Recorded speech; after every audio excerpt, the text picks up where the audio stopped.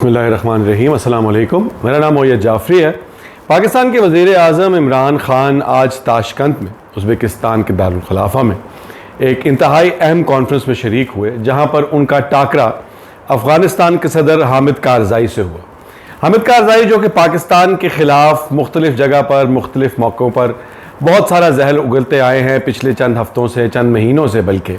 और उनके जो मुशीर ख़ास हैं हम्दुल्ला मुहिब, वो उनसे भी ज़्यादा पाकिस्तान के ऊपर इल्ज़ामात और जहर पाकिस्तान के ख़िलाफ़ उगलते रहे हैं। कल ख़ास तौर पर अफ़गानिस्तान के जो फ़र्स्ट वाइस प्रेसिडेंट हैं अमरुल्लाह सालेह, उन्होंने पाकिस्तान के ऊपर इस हद तक इल्ज़ाम लगा दिया कि पाकिस्तान की जो फ़िज़ाइया है, पाकिस्तान की एयरफोर्स, उसने अफ़गानिस्तान की एयरफोर्स को ये धमकी दी है कि अगर उन्होंने स्पिन बुल्दख, जो कि पाकिस्तान और अफ़गानिस्तान के बॉर्डर पे एक पोस्ट है,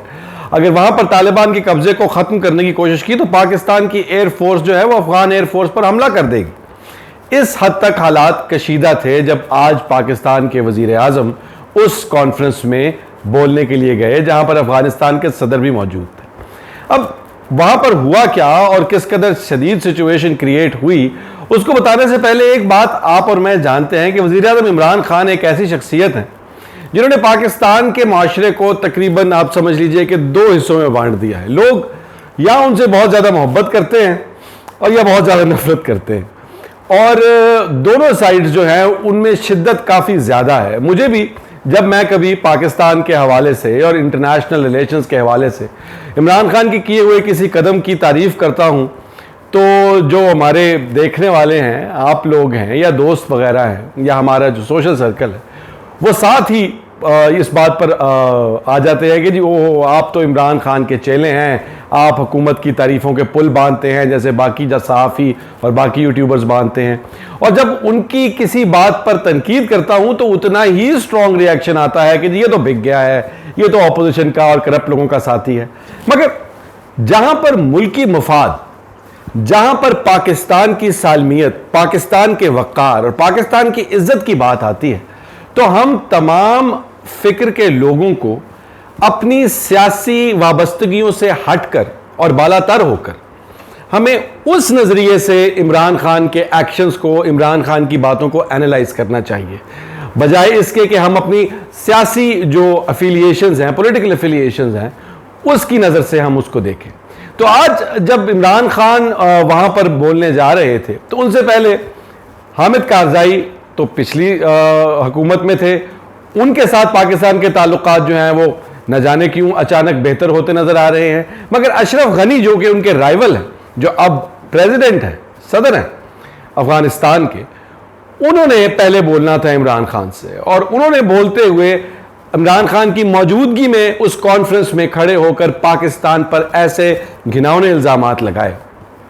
उन्होंने कहा कि अफ़गानिस्तान के अंदर जो सिचुएशन, जो सूरत हाल है, जो नफ्सा नफ्सी का आलम है और जंग चल रही है, और अफ़गानिस्तान के जो मसाइल हैं उसमें पाकिस्तान का एक कलीदी किरदार है। उन्होंने पाकिस्तान को अफ़गानिस्तान में चलती हुई जंग का मुर्द इल्ज़ाम ठहराया। उन्होंने पाकिस्तान को यहाँ तक कहा, दबे लफ्ज़ों में कह लीजिए या खुले लफ्ज़ों में कह लीजिए, कि तालिबान को पाकिस्तान की बैकिंग है और पाकिस्तान की शय पर तालिबान जो है वो अफ़गानिस्तान के अंदर जंग जो है उसको तेज़ किए हुए हैं। ये सारी बातें करके अशरफ गनी बहुत आराम से बैठ गए। हम और आप जानते हैं कि इमरान ख़ान किस कदर एग्रेसिव आदमी है और इस तरह की बातों के ऊपर उनका रिएक्शन क्या होता है। और मैं ये सोच रहा था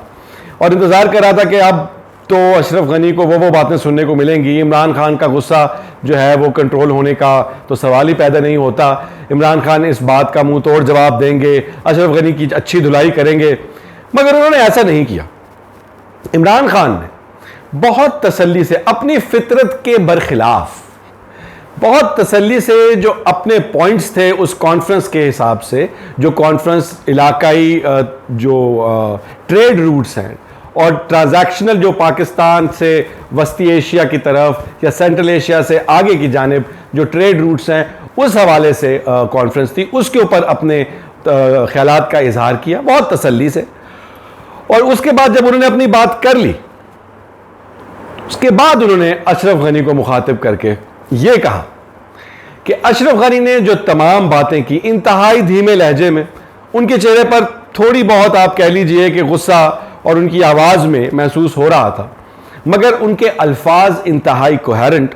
और इंतहाई एलोक्वेंट थे। उनके अल्फाज में और उनके एक्सप्रेशन में कहीं गुस्सा नजर नहीं। उन्होंने बड़े इत्मीनान से कहा कि पाकिस्तान ने अफगानिस्तान में होने वाली तबाही और अफगानिस्तान में होने वाली जंग की जितनी बड़ी कीमत अदा की है वो शायद किसी और मुल्क ने नहीं की। उन्होंने बताया कि किस तरह पाकिस्तान के अंदर 70,000 लोगों की जानें गई सिर्फ इस वजह से कि अफगानिस्तान में जंग चल रही है और उसका स्पिल ओवर, उसका इफेक्ट पाकिस्तान में आता है। वहां से दहशतगर्दी इस जानिब आती, पाकिस्तान की अफवाज पर हमले हुए, पाकिस्तान का पैसे का नुकसान हुआ। और इमरान खान ने यह कहा कि अफगानिस्तान में स्टेबिलिटी पाकिस्तान की अफगानिस्तान से शायद ज्यादा जरूरत है और अफगानिस्तान में इंस्टेबिलिटी पाकिस्तान के लिए सबसे ज्यादा नुकसानदेह चीज है, क्योंकि एक तो हमारे मुल्क के अंदर मसला होता है, फिर पाकिस्तान के ट्रेड रूट जो अफगानिस्तान से गुजर के जाने हैं। पाकिस्तान ने मुआहिदे बहुत ही इंपॉर्टेंट किए रेल का, जैसा कि आपने सुना होगा और भी व्लॉग्स में। तो ये सारी बातें उन्होंने उनके साथ करने के बाद उनको एक और बहुत ही इंटरेस्टिंग आप कह लीजिए जवाब दिया और उन्होंने ये कहा कि अशरफ गनी अपने किए का, अपनी गलतियों का जो बर्डन है, जो बोझ है, जो अपनी उनकी शॉर्ट कमिंग है, उसको दूसरे ममालिक पर डालने की कोशिश कर रहे हैं, इंतहाई धीमे लहजे से, इंतहाई नरम अल्फाज में। उन्होंने ये भी कहा कि तालिबान को मुज़ाकरात की मेज पर लाने के लिए जितनी मेहनत पाकिस्तान ने की और पाकिस्तान कामयाब भी हुआ, मगर अब पाकिस्तान क्या करे कि अगर अमेरिका की तमाम तर अफवाज वहां से निकल गई हैं और अफगानिस्तान की जो हुकूमत है उसकी अफवाज तालिबान का मुकाबला नहीं कर सकती। इमरान खान ने इस स्पीच में अमेरिका की स्ट्रैटेजी को भी खूब रगड़ा और उन्होंने कहा कि अगर अमेरिका वाकई चाहता था कि तालिबान मुज़ाकरात की मेज पर आए और संजीदगी से बगैर लड़े बात करे, तो अमेरिका ने उस वक्त मुज़ाकरात की बात क्यों नहीं की जब अमेरिका की जो अफवाज हैं वो लाखों की तादाद में अफगानिस्तान में मौजूद थी। तो अफगानिस्तान के अंदर उस वक्त अमेरिका ने तालिबान के साथ मुज़ाकरात की बात क्यों नहीं की जब अमेरिका स्ट्रेंथ की पोजीशन में था। अब जब अमेरिका ने ऐलान कर दिया है कि हम अफगानिस्तान से जा रहे हैं और उसके चंद हजार फौजी जो है वो शायद अब पीछे रह गए हैं, तो उस वक्त तालिबान क्यों कर किसी की बात मानेंगे जब उनको फतेह साफ नजर आ रही है, ये इमरान खान ने कहा। और इसमें एक ढकी छुपी हुई बात यह भी है कि उनको फतेह साफ नजर आने का मतलब यह है कि अशरफ गनी की अफवाज किसी काम की नहीं, और अशरफ गनी ने इतने साल जो अरबों डॉलर खाए बैठकर अशरफ गनी की हुकूमत ने, वो अरबों डॉलर उन्होंने ठीक जगह ना तो लगाए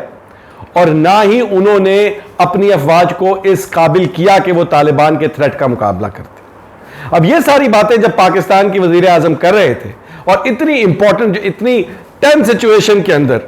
वो इस तमाम मामले के ऊपर पाकिस्तान के जो खिलाफ लोग हैं, अब तो खुलकर सामने आ गए हैं अफगान हुकूमत के लोग कि वो किस कदर पाकिस्तान के खिलाफ हैं। तो उस वक्त पाकिस्तान का मीडिया क्या कर रहा था? पाकिस्तान का मीडिया इस बारे में तमस्खर उड़ा रहा था कि देखें जी, इमरान खान ने कहा है कि वो उज़्बेकिस्तान के जो तारीख है वो उज़्बेक लोगों से ज़्यादा जानते हैं, और इसके ऊपर ठट्ठे लग रहे थे और उसके ऊपर ट्वीट्स हो रही थी और उसके ऊपर पोस्ट आ रही थी। कौन लोग हैं हम?